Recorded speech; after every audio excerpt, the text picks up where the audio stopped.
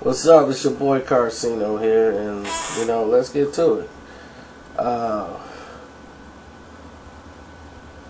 This is the one that y'all was like, man, you got cut off in the car, man. I want to hear about Kanye and Jay-Z, man. So this is the Kanye and Jay-Z, Kanye, and I hope I can get this wrapped real quick without having to do a part two. But let's go to the beginning. For those who don't know, Kanye West wasn't signed by Jay-Z. Okay? Kanye West was a guy who Jay got all the beats from, basically, for the Blueprint album. Hip Hop and Guru was listening to some tracks that he had made and was like, yeah, these are good. Just Blaze is like signed with them. That's like their main go-to guy, is Just Blaze.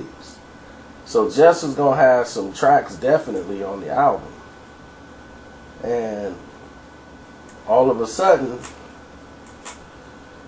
Blueprint was gonna come out. It's gonna be this epic sounding album because the Dynasty album did so poorly as far as from the general public's perspective and Jay-Z's perspective. He didn't like how the album went because initially people and fans get things confused because they just look at numbers. If you look at how the numbers came about, the first week everybody was abuzz for the Dynasty, and then the numbers just dropped. It fell off. Like, the album should have did way better than what they did, and they spent a lot of money into it so it to be epic. So you're basically looking at an album that basically was kind of a loss. And the Blueprint comes along. And what it is less big name producers. Less of the Neptunes and all that new age sound. That stuff was out of there. And Jay-Z was changing the foundation of how it goes. And every time he does that, he goes to the soul. So he wanted to get back more to the Dead Presidents. He was like, man, you're a soulful dude. Man, your beats, man, it's like all soul. And then he came with Heart of the City and all these hits after hits and hits. And, Kanye was just hungry, and he saw that ambition in him. So Jay was like, look, we can get these beats really cheap. Put this out. And Jay was ready to rap to him right there. He was already mumbling to the tracks. And that's when he met Dame, and Dame was like, you the one that gave all those beats to Jay, and like, yeah, okay, yeah, what's his name, Conway? I don't know, Kanye, okay. And then that was it. And everybody back then was calling him Kane. They'll forget his name. Like, yo, what's up, Kane? Dude from the Chi-Town. And they could not say the name Kanye for nothing. So after all of this had, basically fell to the wayside, Kanye thinking like, man, I could rap. And he started rapping, and the rhyme was, It was like, yeah, well, keep making that fire, kid. Your beats is fire. Just stay there. So Jay and them, they're not looking at him as a rapper. They loving his tracks, of course. So Columbia Records actually had a demo of Kanye and was actually put it together and all that. I'm quite sure you know this story by now. But he had a deal with Columbia Records, and Roc-A-Fella and Dame, and actually it was the Diplomats with Cameron and all of those guys who really was like, yo, we need to look into dude. We should get dude signed with us with Diplomats. Because Kanye, Cam was the one that was going through all the beats. Like, whoa, this is fire. Like, I need some of that heat. I need some of that heat, daddy. Give me those tracks. Cause stupid over there, he just gonna go through them and he's gonna blow it. You know, you get Cam over there, no, you know, I'll be on that joint, no homo. So Cam wanted Kanye to be signed with Diplomats. Dame didn't see it that way. Dame was like, man, we got to bring him under Roc-A-Fella. So of course he came over there. Kanye, man, I don't know how you know those people over there at Capitol Records, man. You know what I'm saying? You would have won a situation, man. We all family over here, you know. Don't catch that brick, son. Don't want to catch that brick. So Kanye signs with her. Jay had nothing to do with any of it. Nothing to do with it. Like, Jay's doing the videos. Takeover was one of the hottest tracks he had dropped in years. And all of a sudden, Jay-Z is back. You know, like, yeah, he's on top of the game. And Blueprint is the best album he had since Reasonable Doubt. That was coming out of people's mouths. They weren't talking about Volume 2. They talking about Blueprint. So now everybody like, man, this album is really moving people. Then you look at the Kanye situation. He's like, yeah, I'm finna get more shine. I'm gonna get more tick. You know, on these next couple of albums coming out. This should be something epic. And what happened is the wheels fell off. The next album, Jay did more of, he wanted to do more of a introspective type of album, and it totally went in a whole different direction because they had started on Blueprint 2, and then it kind of got derailed because of Kanye involvement. Like, Kanye was coming along and developing in the tracks, but the Nas wave came in, and like it's like a boulder that knocked over a whole lot of pins, and a lot of people who weren't happy about situations financially and all this stuff. The company was splitting into like mediocre companies, and Jay's moving in one direction, and Dame's moving in another, and Nas came along and just torpedoed, you know, like the movement. And at that time, they all was trying to side up to, you know, unite for Roc-A-Fella front, but the people didn't want to hear it. The people was like, Nas is our prodigal son. This was the one that came along to do this. And Kanye West had a chance to make some beats for Nas, but due to the beef era that was going on at the time, he chose not to make those beats for Nas. Because he was afraid, if I do a beat for Nas, and Nas start going at Jay on the beat, you know, I'll get played. And I don't want to do that. So Jay didn't, Jay wasn't thinking about using Kanye as much on the Blueprint 2. You know, he was going to let Kanye rap a little bit on there and spit a verse, because that's all Kanye wanted to do. So he had brought no ID in, because Kanye put in a good word with Deion. So him and Kanye is building a relationship that at least Kanye thought, like, man, you know, we getting some level of respect. But the Blueprint 2 tanks. Like, it's way too many songs. People cannot grasp what's going on with the concept or direction of the album. And people are just like, for a Jay-Z album, this album is subpar. It's some good songs mixed with some subpar songs, mixed with some bad songs. So after that, it was like, where do we go from here, guys? So for the next 2 years, You know, all this work is going into the actual project Jay wants to do, which is called the Black Album, which was Biggie's idea. And Jay was so fond of the idea, he just decided to take the concept and run it himself.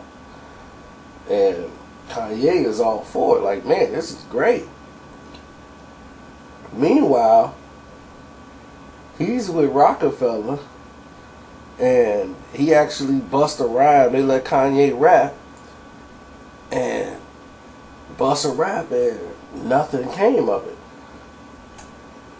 So they want to get the crowd, you know, introduced to Kanye as a rapper, because Dame was still talking about putting Kanye out and putting, you know, Cam on like every other song. Like, if I put Cam on every other song, you know, that'll blow it up. You know, and we'll put out the one song you do. But once Through the Wire came out and the accident happened, you know, the rest was starting to build from there. His work ethic, his focus, everything came like second nature. Because he did the rap Through the Wire and did the whole song because he wanted to make sure he finished that once he got his budget. Jay saw the hard work and the effort he was putting into that album. Like, man, this dude is really something. And at the same time, when he was doing all this stuff and this work, he had all these songs recorded way before years. Like years before they were even doing the Black Album. And you know, Kanye was... he was able to, you know, work on his album while Jay was working on coming back with the Black Album, because Jay was like, I got to go back to Kanye, because Kanye was getting so much praise for the Blueprint. Jay kind of like, let me shy away from him when I go to the Blueprint 2. So now that he's doing the Black Album, he kind of like, I got this idea, I'm going to roll with him, I'm going to get you to do 2 tracks, everybody do like 2 tracks on there, and then we just going to take the best y'all got. Now, Kanye's working on his album, and Jay is like really feeling Kanye's direction, because he knows and trusts that Kanye can, you know, can make a song. He likes working with him. You know, he's like, okay, yeah. The way he could structure the beats, the hooks, and everything. So Kanye, when he does the beats, he gives you the format of what the song is gonna be. By he'll do the hook, and Jay can follow that and go right into a rhyme, or he'll even give you that like the Lucifer track.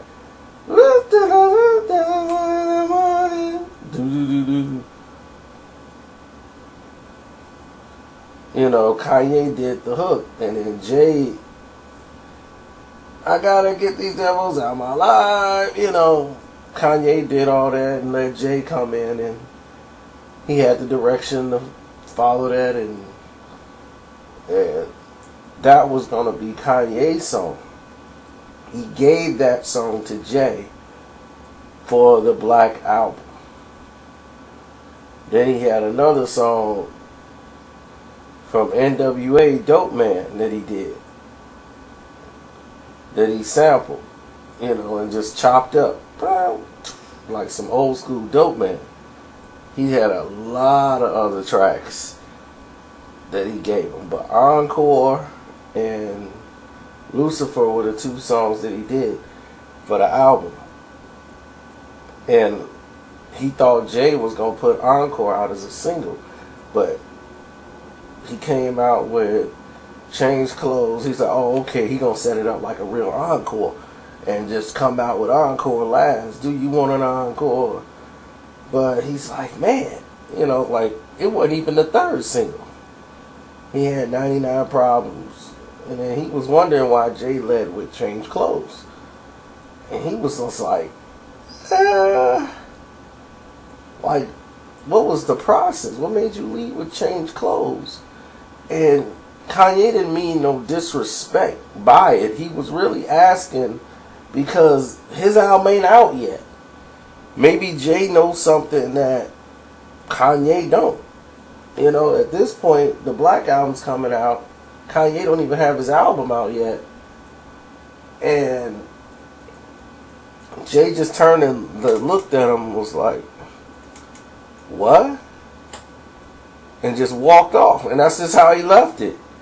Like, what? You asking me about my business now? And so, Jay didn't talk to him. Like, no more. But he was asking from an inquisitive standpoint. But it was lost. Things was mixed up in translation. Jay thought he was just prying into his business. You know, so they had recorded songs for Kanye album and his album. And Jay and Kanye really wasn't like speaking. Like, it'd be like a high and by thing, but it wasn't like, that's my boy, like it was when they was making the songs. Like, we part of the Roc. Jay would come in before Kanye there, leave, you know, and he didn't even know Jay was going to get on, you know, the record. He's like, man, Jay can get on any record he wants. Kanye wasn't even there. Jay just came and put his vocals down on a record that Kanye had all his boys from The Shy and everybody get on that Never Bring Me Down album on his album, College Dropout. Jay heard it and was like, oh, they doing me. Like, they outdoing me on the track. So Jay went in and put another verse to close out the song. And it was never there before. And then here come this new verse by Jay-Z. Ho's a living legend, and I tell you why. Everybody wanna be Ho, but I'm still alive. You know, everybody remember the verse, but that verse didn't exist. It wasn't originally on the song. He went and added that, and Kanye just kept it. Like, all right, you know, Jay want to add that. Anything from Jay, you know, like, let's take it. But Jay was doing it from a spiteful position. So while they doing the tour and everything for the Black Album, and that's what Kanye felt like, you know, like, man, I'm finna be in the house. No, you weren't. He didn't get to be on stage with the rest of them. He didn't get, and he deserved to be up there with all of them. But Jay was feeling a certain way about him and thought Kanye's ego may have been, you know, like getting a little too high. So Jay wanted to kind of keep a distance between him and Kanye. And Kanye was really just asking for a knowledge perspective. He wanted to really know. Like, why would you put that single out? Even though he did feel like any song from Kanye should have been a single to be released. I mean, now he knows that. But back then, you know, he really was like, look, I'm Jay-Z, you Kanye. But over the time, he realized, like, okay, I gotta let this guy have his way. But this is like the first time the heads had butted. Then Jay-Z's album out like 3 months before Kanye album come out. Then Kanye album comes out and does something that no debuting rap album has ever done. It crossed into, forget Billboard 200. It smashed every category. Through the Wire became one of the biggest rap songs of all time selling. People requested it. It was on spins everywhere. It had totally broke the spectrum of anything from Roc-A-Fella Records. Anything Jay-Z has done to date. And it was just monumental. And it was a soulful song. So the hood was buying it. White people loved it. Asians loved it. Hispanic women loved it. It was universal. Then Jesus Walks, all of these hits, The Workout, all of these songs were old songs. Old songs. That's what made them classic. Like, the thing is, all these was just sitting in a vault, and he just was trying to get them out. Like, these songs was like 3-4 years sitting on a shelf. So now Kanye is the biggest rap star next to 50 Cent. 50 Cent came in, took over a typhoon, whatever you want to call it. He was the storm, the new thing to deal with. Jay-Z was going up against G-Unit. It was strategically released to go up against the Black Album, Beg for Mercy. Because Jay-Z's release and G-Unit at the same time, people be, oh, G-Unit and Jay-Z? Oh, let me get both. Because Master P proved that you can buy more than one CD at a time. People will buy it. So,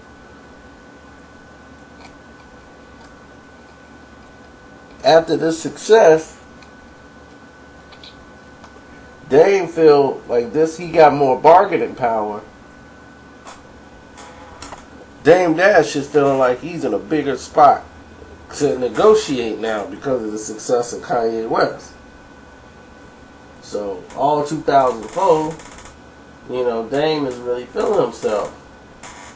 But Jay and Dame, their relationship is really deteriorating. And Dame feel like, look, I brought in Cam, the first platinum artist, and this and that. I brought in Kanye West. He did more than anything you've done, Jay. He basically saying, and Beans is breaking down because Beans going with all these legal problems going to jail, and Jay ain't showing support to him, but Dame is. Dame like, I'm here at court, but Jay ain't here. Because he was basically getting with Leor and he was trying to leave. So,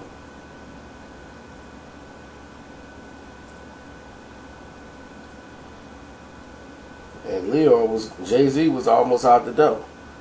And they did a deal to keep Jay-Z there, but he won't do it if Dame and all the rest of them guys is there. They got to go. He can't deal with Dame no more. And all this moving behind the scenes. And Kanye was basically like listening to Jay, and Jay was like, look, Kanye, we gonna do some things, and this happened, and that happened,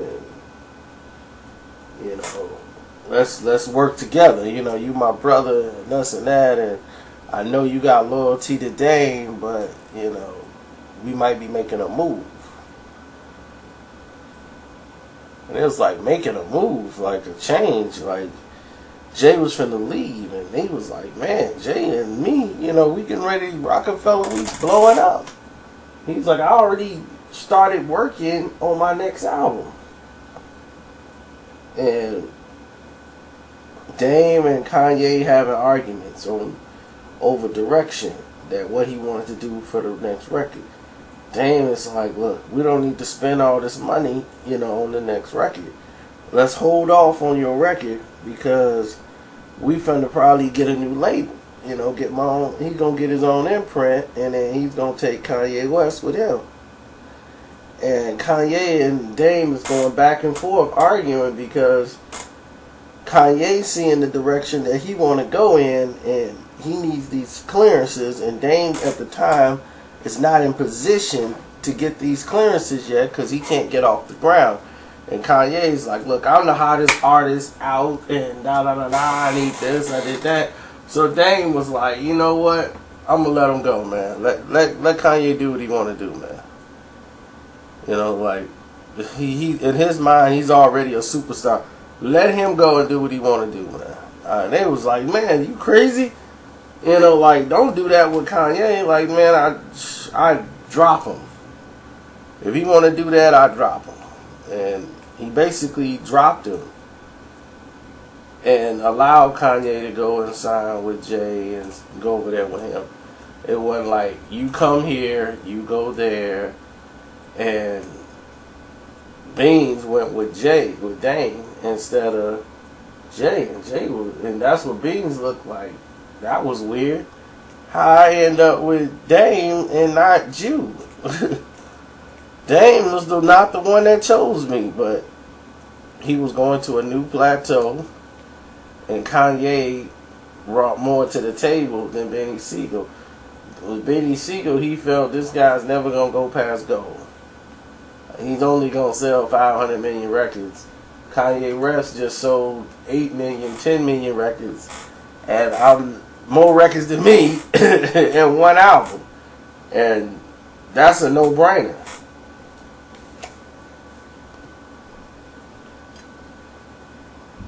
So he need clearances for these songs to get these samples, because it's one thing to do these samples and chop them, but now it's a bigger budget album, late registration is coming out, and he's working around the clock on these records, and everything going good, and he's about $2 million in the hole on the record because he's over budget, and he's fighting with the label to get the money for the budget for the album, because he want to do these videos, and they're like, Kanye, I'm an artist, man. You know, he been doing this. Man, I gotta express myself. This is how I express myself. I gotta be free, man, for my expression. See, you can't see my vision. I'm telling you, it's gonna be epic. Michael Jackson, Thriller type epic. We gonna have big titties, Pamela Anderson. So we got big titties and a rocket shooting over the Grand Canyon.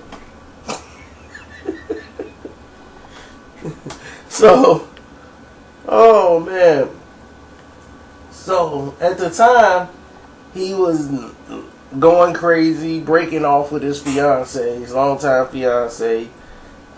He's messing with Tracy Ellis Ross, and his mind was all over the place. And he wasn't the easiest to talk to. So Jay wouldn't even argue with him. Like, he wasn't gonna feed into it like Dane would. Every time he was saying he needed money for the budget, Jay just be like, why do you throw tantrums? And he's like, you must got away with that a lot as a kid. You just throw a tantrum and then somebody do something. He's like, here, they just let you have your tantrum and let you calm down. You still gonna have the same problems. If they ain't gonna move, they ain't gonna move. So they had to change. They got the Diamonds Are Forever became the first single, and then it became Diamonds Are Forever didn't do what they thought it was going to do, and that was the most expensive one they did, and the company liked Diamonds Are Forever. And what he should have led with first, but that's the one you do really. You throw Diamonds out first, then you throw the urban hit second, as Michael Jackson led that pattern and tried to show people this is how you do it. This is the structure. So what they did was they started off with the commercial hit, which was Diamonds Are Forever, but that didn't take off. A lot of people was kind of lost with it, but from a beat making standpoint, Diamonds Are Forever is epic. Then they did a remix where Jay's on it, and everybody changing lyrics up and they spazzing. But Gold Digger comes out. This is another old track Kanye had in the bag for a long time. So Gold Digger comes out, it's smashing, it's the #1 street anthem. It costs like nothing to make that album, to make that song. It actually had another title, I forgot the name of it, but it wasn't Gold Digger. They just changed the song to Gold Digger. And he had performed that song on stage in Chicago before, just like live. And what happened was, once this song became epic, they made the video real cheap because they was, like I said, they was over budget. So the Gold Digger video is probably like one of the cheapest made videos of all time for a charting song like that. That song did epic numbers, and it really sold the album and kept the album bumping. And then they actually gave him the money to do the video he wanted to do in the first place, which was Touch the Sky, which he wanted to be the first single off the album. Now, how epic that second album would have been had Touch the Sky been the first single. You lead your second album off with Touch the Sky, then come with Gold Diggers, and then you might drop Diamonds Are Forever. That, people don't understand. Those little things cost you millions and millions of dollars. Putting out the wrong song first sometimes can hinder successful albums. But they didn't believe in Kanye's vision, and it cost them. So even though they were like $2 million over the budget for late registration, it did make up the money in the end with all the other hits they had on the song, on the album. Now, everything's going great. Good relationship with Jay-Z. Everything's strong. Beyonce, he's working with Beyonce. Kanye's doing everything. Now, Just Blaze is kind of like, yeah, Just is still our guy. He signed with us, but he's not the guy. He don't come to Just like he used to. You know, he go on tour, you know, yeah, he got Just there and everything else, but Just is forever gonna just be a beat man. You know, he cool with that. He cool with just making a beat, a hot track. So he'll just get Just Blaze a couple of tracks and that's that. But Just also is smart with how to make the beats, how to go about getting everything clear before you go to radio. And Kanye wasn't as wise, and then he lost a lot of money because he actually put one of his songs out before they had actually cleared it. I can't remember which one, and they lost some money on that. But they ended up recouping everything and then some. So that's not even here nor there. Now, here's where the problem starts to break down. The people are going to be like, man, you went through all this, man. We know that. Then fast forward it, dummy. If you don't want to hear, these are other people on here who might be listening to this video, don't know any of this. So this is the first time for them hearing it. So if you hear me take a long time to get to a situation, it's because of that. I want them to have the whole full spectrum of what was going on, the atmosphere, the things that happened that led to situations. Man, drive me nuts with that. You took it 32 minutes to get into the beef. So, anyway, back on track. Once this entity and everything was done, with everything going good, they had the Dame situation's over. Jay's retired. So everything is good. He's not working on anything. He's just sitting back, watching everything flourish. So, all of a sudden, Jay's like, was going to do a concert with, Nas is coming back. They was going to do the Nas thing, and We Major was one of the songs on there when Nas was on there. And Nas is already coming to the label, Def Jam. That's how the song was even brought about. And they was going to start him off with Kanye West to like reintroduce Nas to Def Jam. They was going to bring it in that way. And Jay's not going to be on the song. But they telling everybody We Major is Jay-Z's favorite song to create that buzz. Like, oh man, if that's his favorite song and Nas is on there, I know he had to hear Nas, so he keeps saying that's his favorite song on the album. that was all strategy and design, because they was going to make a moment where there's Kanye, Jay-Z, and Nas. You know, they want to create that moment where they have them up there and it's going to be epic. They're going to brand everything back together. So all this is already planned. The meeting that already took place, they had met. So all this was staged and getting ready to put on the Jay-Z comeback album. Jay-Z's finna come back, and Nas is finna, it's gonna be Nas, Jay-Z, and this is it. They finna go epic. They finna do all these numbers. So the return of Jay-Z, you know, they restructured everything. But during this time, you know, the music business was taking a hit through all the way people were getting their music. The streaming was coming into effect at the time. And this was in the time that people and artists were even getting paid. But this was like the beginning stages of it. When Nas came out with Hip Hop Is Dead, he was trying to tell you that, yeah, the way business was done with hip hop, the way it used to be, 1, 2, and you don't stop, so all that stuff was going to change soon. Hip Hop Is Dead. And now it's basically dead. It's resurrecting in some areas, but Nas was trying to tell a point, and his point was that it needed to die in order for it to come back and be reborn. The way it is now, the way everybody, we took it to this point to where it's out of control. So now it just needs to die so we can start again anew. And then that way we got control of it once we get rid of all these people who just in there raking it for money and all the marketing. Let's just destroy all of it now. Hip hop right now is just dead. Let something else grow. That's what he was trying to say with the album. And Kanye West worked on Hip Hop Is Dead with him, and then he's working with Jay. And then he's working on his own album that's coming out.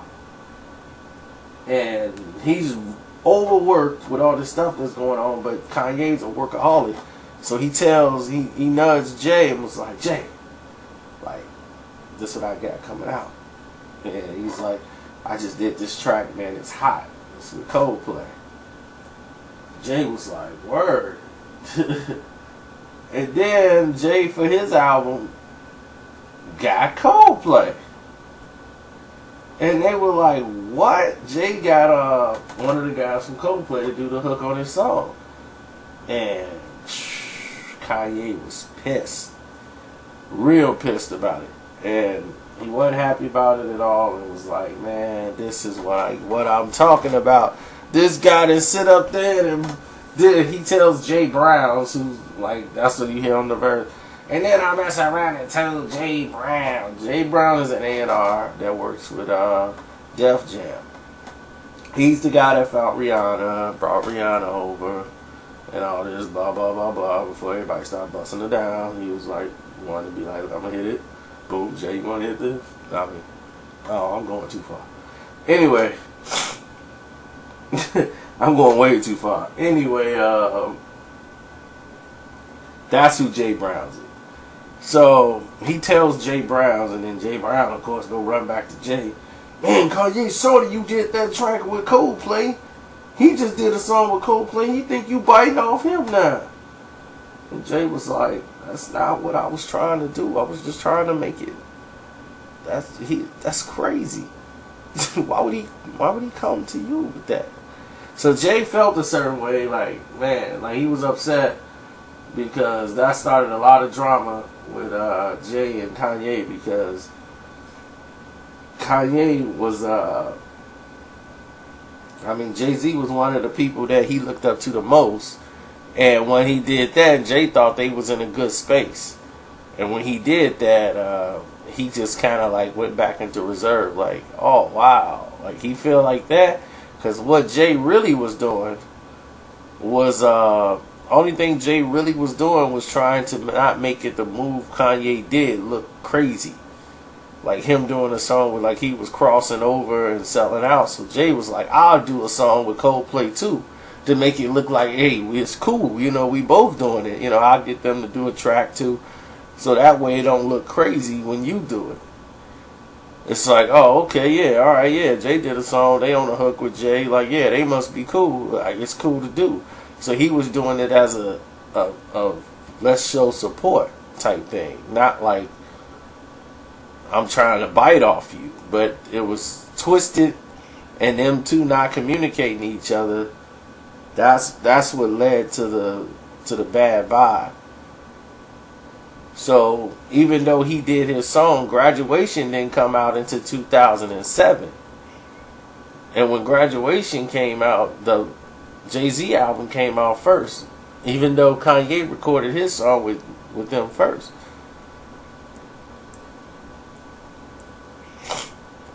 Yeah, that song was done like 2 years prior.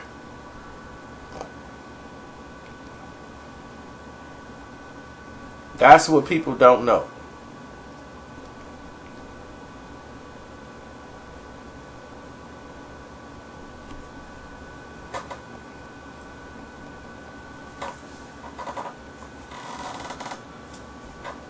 I'm serious. A lot of people, they get confused when I bring this up, but a lot of people don't know about Kanye West and Jay-Z thing because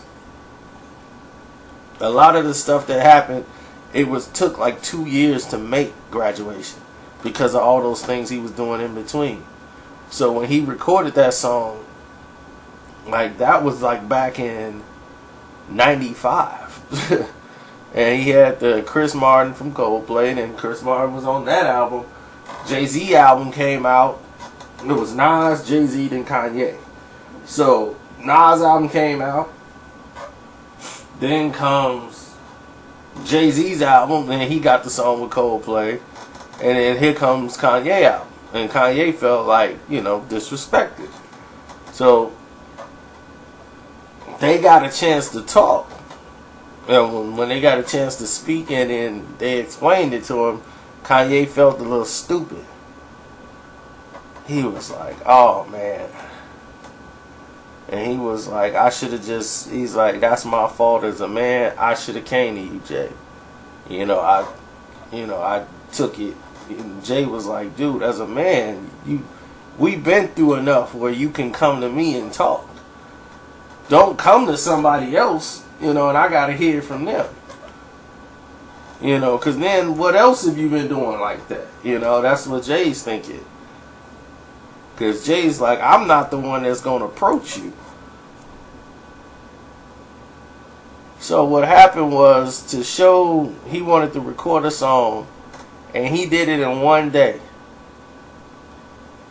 He did, what was the song he did? My gosh, I'm trying to think. What is the name of the song? He did Big Brother. That's the song. The Big Brother was Big's brother. He did that and slid the song over to Jay and let Jay hear it. He was like, let Jay-Z hear this song. And he's like, this is how I'm going to end the album. So everybody can know what's going on. And it was stuff that Jay didn't even know, like about the Black Album, like how he felt that. Jay never knew all that stuff. He never knew why Kanye wasn't on stage. It wasn't even him. He was like, I never said you couldn't perform on stage. I just thought like maybe you were somewhere working and you ain't had time. They didn't tell me anything about it. But it was just a mix-up, and nobody ever got into communication. And when he was like, yeah, we in the house and all that, he's like, nobody ever reached out to him during the time. He was like, there was a lot of problems, but he's like, you should have got tickets from Dame during the show at that point. But it was just, they weren't all vibing. So when that song Big Brother came out, it crushed everything, put everything to bed into the next issue.